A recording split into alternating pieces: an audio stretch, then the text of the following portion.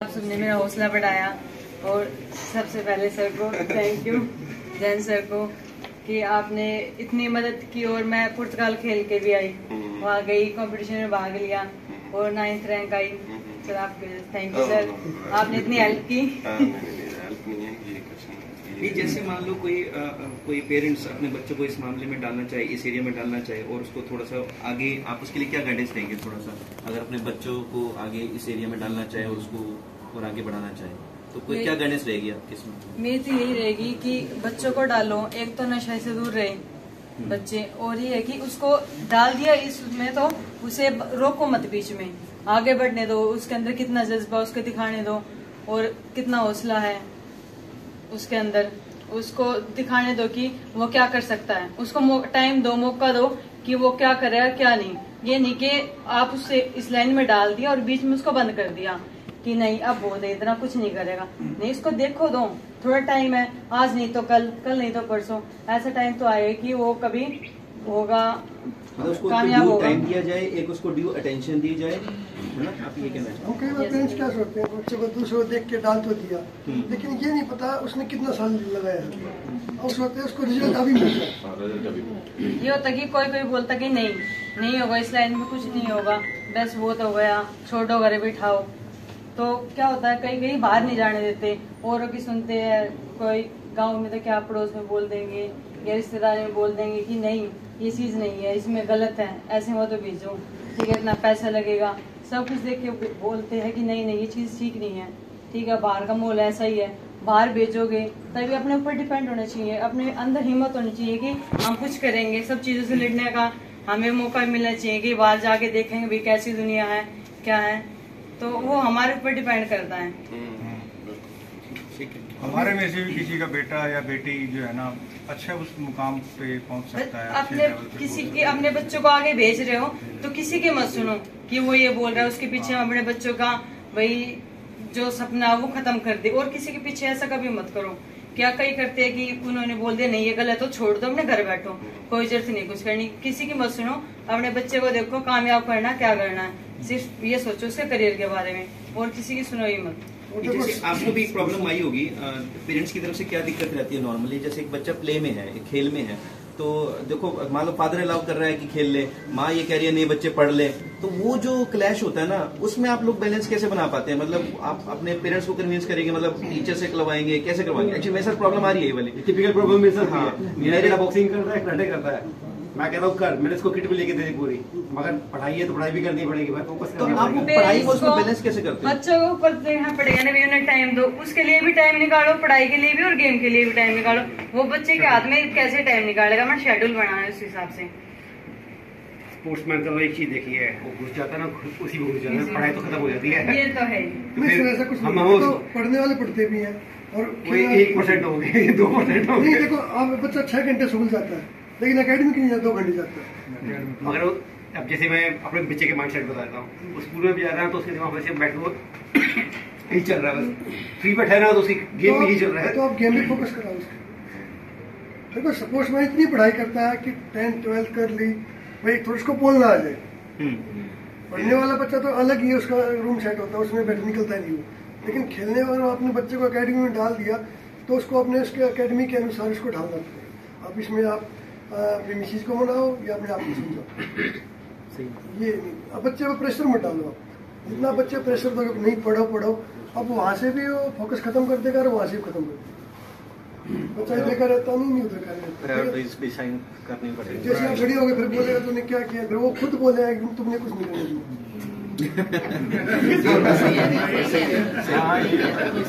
वो बड़ा होकर बोल दिया तुमने कुछ नहीं करने दिया।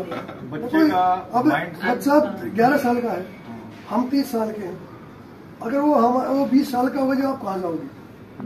सुनोगे किसकी? उसकी। वो जैसा बोलेगा आपको, आप बोलोगे यार हमने तो कुछ नहीं करने दिया, ना तो पढ़ाई में चलने दिया ना खेल में चलने दिया।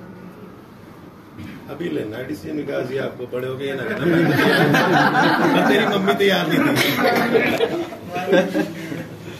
एक्चुअली वो बॉलिंग में अच्छा परफॉर्म कर रहा है ना, तो उसकी मदर थोड़ा सा कहती है पढ़ ले, वो थोड़ा क्रिकेट से उसको छुड़वाना चाह रही थी, तो मतलब नहीं बैलेंस बना लेगा लड़का, हो जाएगा। आजकल पढ़ाई भी आप पढ़ाई भी कितनी सक्सेस होगी। एक्चुअली वो कंफ्यूज वही करते हैं, वो सोचते हैं वो वहाँ पे भी 95% ले आए, 98% ले आए और खेलों में भी चले, वो दोनों नहीं चलते, एक तरफ फोकस करो। एक बार में एक ही चीज सुनिए उसको सही पढ़ाई कराओ साथ साथ, हम ये नहीं करें, लेकिन 6 घंटे पढ़ के आ रहा तो 2 घंटे अपने फिजिकल में भी दो उसको। तभी हम कुछ कर सकते हैं। ये 4 बहने हैं, कहाँ से आएंगी? ये हमारा बहादुरगढ़ के पास गाँव, ये सब 4 बहने हैं, और 2 के जिसमें अभी शादी हुई थी, अभी 2 ये छोटी हैं, ये खेल। लेकिन जिस गाँव में है उस गाँव वाले बोलते हैं लड़की हम आगे नहीं करेंगे, क्योंकि हम अभी उसी बैकवर्ड उसमें है अभी, लेकिन उससे आगे बढ़ते हुए भी हम इनको लेके आए थे, उसके अब तक इसका रिजल्ट ये है। पर रोहतक साइड के उधर के ज्यादातर बच्चे काफी नाम अच्छा करते हैं, प्रदेश का भी और देश का भी। और अब ये भी सेकेंडरी चितकरा यूनिवर्सिटी में ही है। अभी क्या कर रहे हो पढ़ाई में? BBA कर रहे हो। आपको पेरेंट्स को धन्यवाद करते हैं कि जिन्होंने आपको इस लायक बनाया और अपनी पूरी सपोर्ट दी, आप इस लेवल पे आए हैं पहुँचे। गुड एफर्ट्स, बढ़िया, थैंक यू। इंडिया का बहुत बहुत धन्यवाद करता हूँ, उन्होंने हमें इस मुकाम तक पहुँचाया, और उनका आशीर्वाद हमारे साथ रहेगा।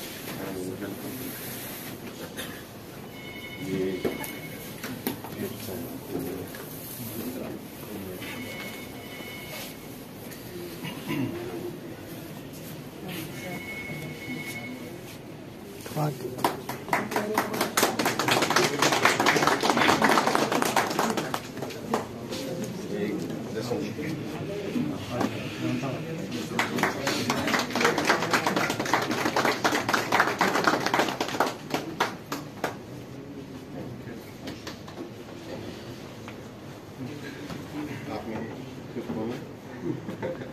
You sir.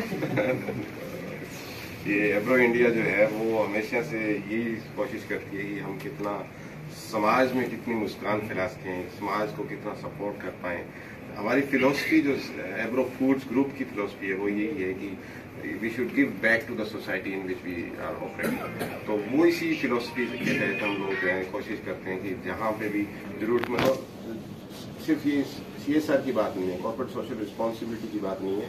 हम तो 2013 में शुरू करके 2014 में जब कोई लायबिलिटी नहीं थी CSR की, कोई हमारे को 5 साल से पहले कोई लायबिलिटी नहीं थी, फिर भी हमने 2014 में एकता प्रोग्राम, हमने कल्पना चावला अवार्ड, ये सारी चीजें शुरू कर दी थी।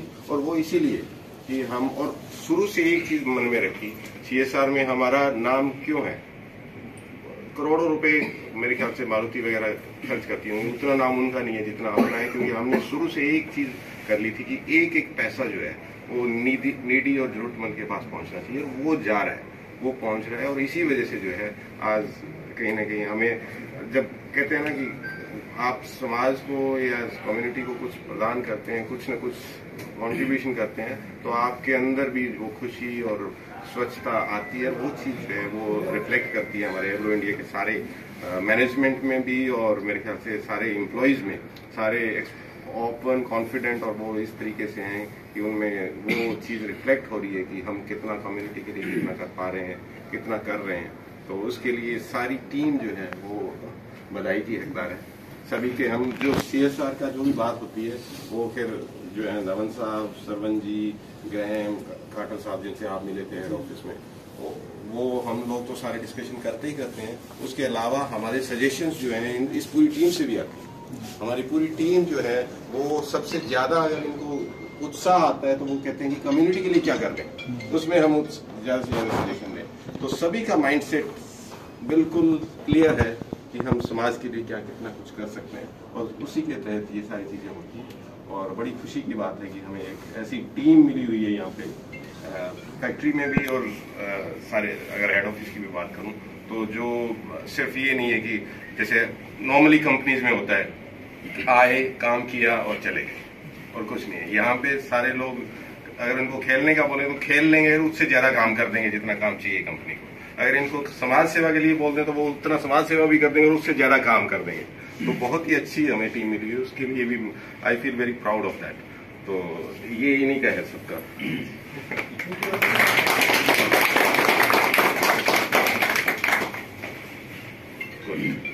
Thank you. Thank you sir. Thank you sir, thank you sir. आप कुछ बोलना चाहोगे?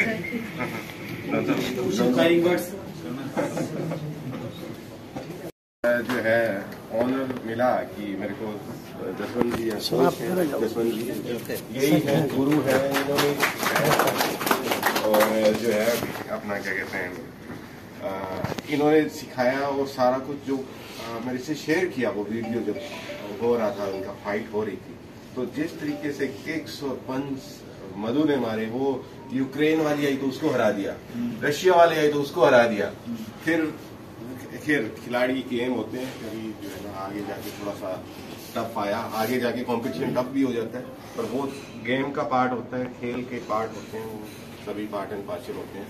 पर 9th रैंक लेके फर्स्ट टाइम जिन्होंने पहले एक्सपीरियंस्ड जो प्लेयर्स थे उनके साथ खेली, वो उनके साथ फाइट करी, और फिर भी जो है 9th रैंक लेके देश का भी नाम रोशन किया, अपने कोच का भी नाम रोशन किया, और कहीं ना कहीं थोड़ा सा हम भी जुटे हुए हैं, तो हमारा भी एब्रो इंडिया का भी नाम मधु ने जो है रोशन किया। तो मैं रोहन साहब और सरमन जी से कहूँगा कि स्वागत किक बॉक्सिंग, हाँ किक बॉक्सिंग बुके के साथ जो है स्वागत करें मधु का। Thank you sir.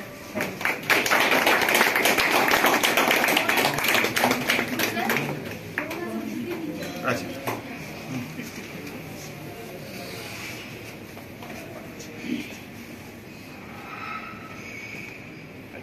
Thank you sir. और वो जो अभी जसवंत जी कोच साहब बता रहे थे मेरे को, अभी जनवरी फरवरी में खेलो इंडिया में फिर पार्टिसिपेशन हो रहा है, और जो ओपन जो गेम्स हैं इंटरनेशनल ओपन टूर्नामेंट हमारा दिल्ली में 7 से 11 फरवरी, उसमें ये फिर पार्टिसिपेट कर रही है। नेक्स्ट टाइम गोल्ड मेडल लेके आना Definitely, such kind of the personality or such kind of the great you can say the Indians, they can shine the flag of India. Yes. और जूनियर वर्ल्ड चैंपियनशिप में पिछले साल इन्होंने world में 3rd rank इनकी, मधु kick boxer. India में 2 medal आए थे, एक मेडल इनका था, एक पंजाब की लड़की, लेकिन इनका मेडल आया था, ब्रोंज मेडल आया था। अंडर 19 है जी ये अभी अंडर 19 में, पिछले अंडर 17 थी। अब अंडर 19। चलो उम्मीद करते हैं आपसे आप अगली बार गोल्ड मेडल लेके आओगे यहाँ। और वो ब्रॉन्ज जो था वर्ल्ड चैंपियनशिप थी जिसमें उन्होंने ब्रॉन्ज जीता था पिछले साल, और उस टाइम सीनियर के लिए क्वालिफाई नहीं कर पा रही थी एज की वजह से। इस साल फर्स्ट टाइम था कि उन्होंने क्वालिफाई किया। 2 बार ऑल इंडिया यूनिवर्सिटी गेम्स में इसके गोल्ड मेडल। इन्हें आगे भी आएंगे। ये ना देखो प्लेयर्स तो इंडिया में बहुत हैं, लेकिन जिसके अंदर एक जज्बा और एक जुनून जो होता है कि मुझे कुछ करना है, तो वही कर पाता है, बाकी पीछे रह जाते हैं। प्लेयर्स ही नहीं, हर लाइन में हर लाइन